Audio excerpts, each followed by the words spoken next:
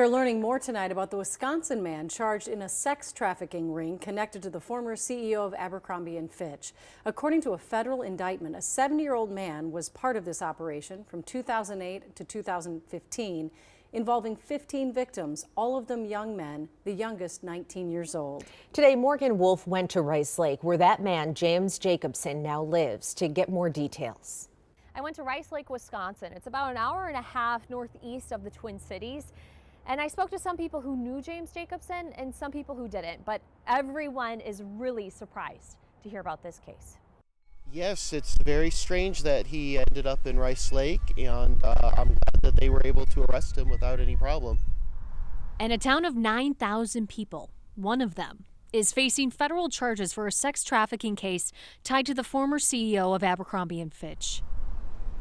Federal agents allege James Jacobsen was the middleman or recruiter for the former CEO Mike Jeffries and his partner.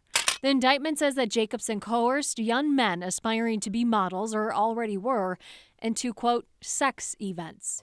Alleged activities are very serious and very graphic in nature, and he was in our backyard, and that's not okay with me. And so Barron County Sheriff Chris Fitzgerald says that he knew Jacobsen and that he lived in town for around a decade.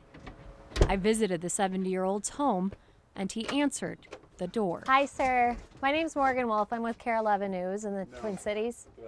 Do you have a comment at all on the charges? I have no comment.